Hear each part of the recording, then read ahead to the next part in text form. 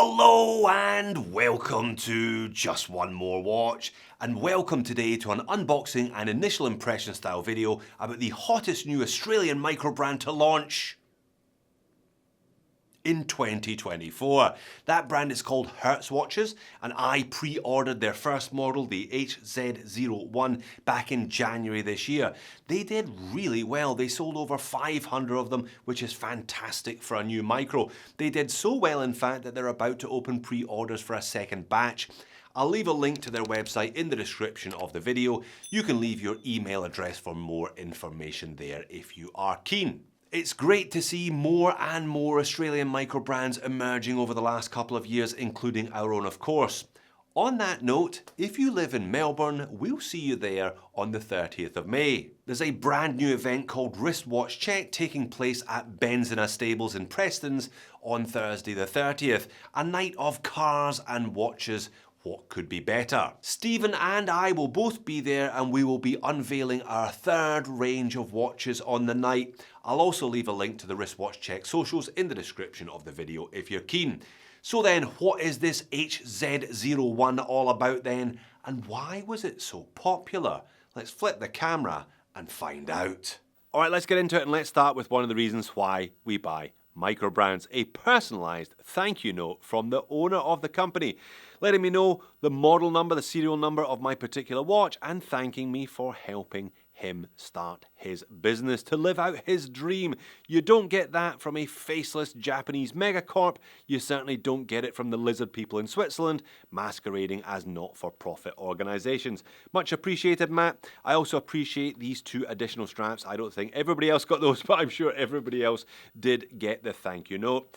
All right, in the box, a very specific pitch, this one.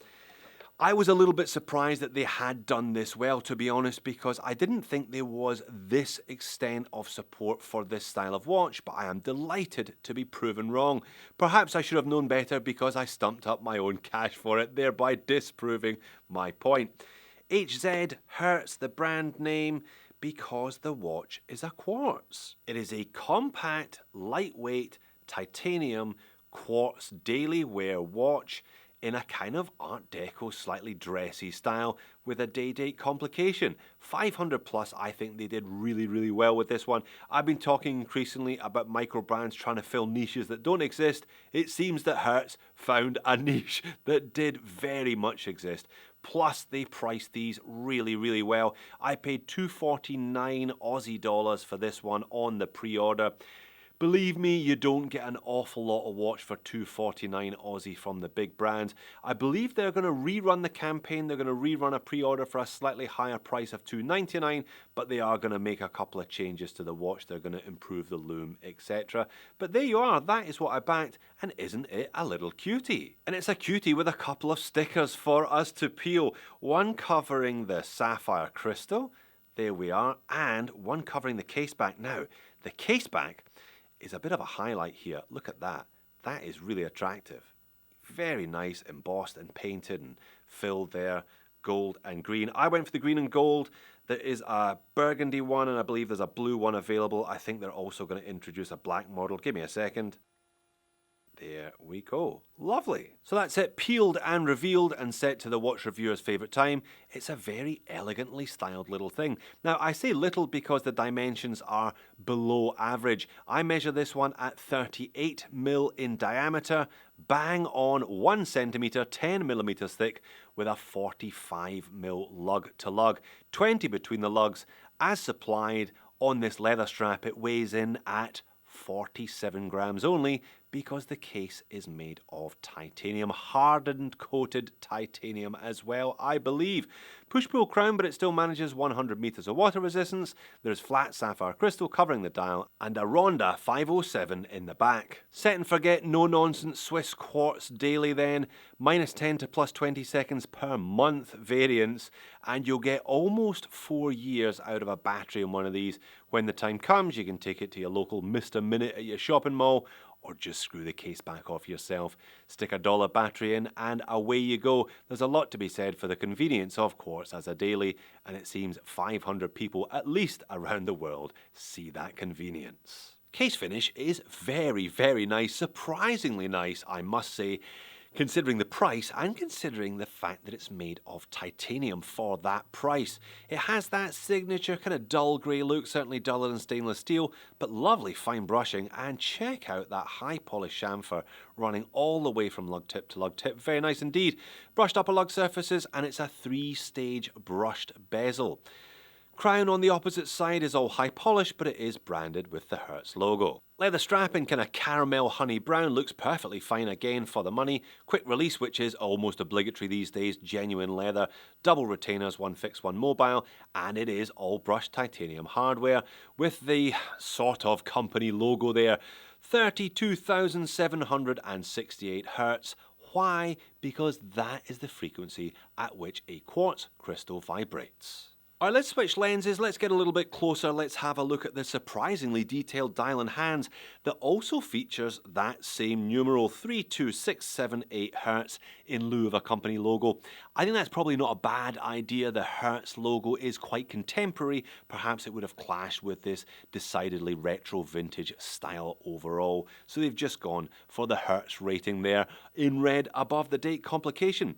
Surprisingly detailed because of the modest asking price. There's a lot going on here.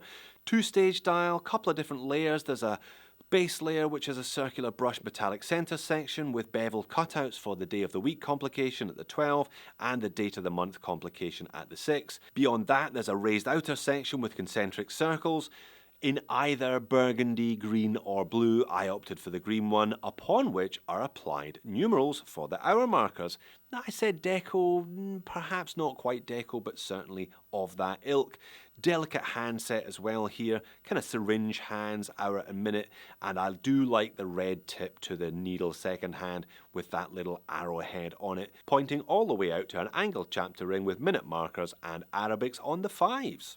Overall, there's a lot going on here, but I don't think it becomes overcomplicated or cluttered. It's actually quite simple, despite various layers and various elements to it, but not perhaps what I would describe as super legible. More on that later. And there it is, sitting on my 7-inch wrist, doing exactly what I thought, and I assume the other 499 people who pre-ordered this one thought it would do.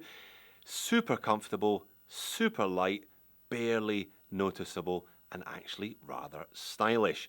The deep grey, the grey on the dial center section, the honey, the green, the touch of red, all merging together very, very nicely. Barely there. So a set and forget watch. You can leave this one in a box, you can wear it on rotation, pop it on your wrist. It'll always be at the right time for you. You might have to adjust the day and date occasionally, but not the time, and you'll barely know that it's there. And there we are, one more shot, the overhead shot for perspective. Yeah, very, very comfortable, this one. I will play around with those other 2 straps eventually. I think they're going to release the next batch of pre-orders with the option of an FKM rubber, make it a bit more of an all-rounder, but personally, I think it suits the leather fine. I'm not sure how many people were planning to take this one to the beach anyway. But allow me to segue neatly into the moans and niggles section. Legibility, silver hands against a silver center section, yeah, not so much. And what date is it? I have no idea from this distance, and to be honest, I would need to go much, much closer before I could see through that tiny little porthole. Plus I've got it set for 6, that's a single digit. Can you imagine squeezing 2 more digits in there? Yeah, the date complication is not all that useful, to be honest. And don't expect the legibility to improve after dark either. Yeah, there is a bit of loom just on the 2 main hands, but it soon fades. Again, I think they're going to add a few more layers for the next batch, but hey, I didn't buy the next batch, I bought this batch, didn't I? But overall, a well-manufactured, well-designed and well-resolved little watch that has well-deserved to find a foothold in the market. I'll be really interested to see what the brand does next, where it goes from here, whether they continue with this kind of retro look or whether they continue with the case materials, the titanium, and try a more modern offering next time. I think what we can guarantee though is that they'll be sticking with quartz movements, otherwise they'll have to change the company philosophy and perhaps the brand name as well. But that is okay with me. I'm a big fan of quartz. I don't understand why more people aren't fans of quartz. As one's collection collection continues to expand, it's great to have a couple of these simple grab-and-go pieces in one's watch boxes. So there you have it. If this simple grab-and-go quartz wasn't quite for you, why not check out one of the other two? Thanks for watching. I will see you all again in the next one.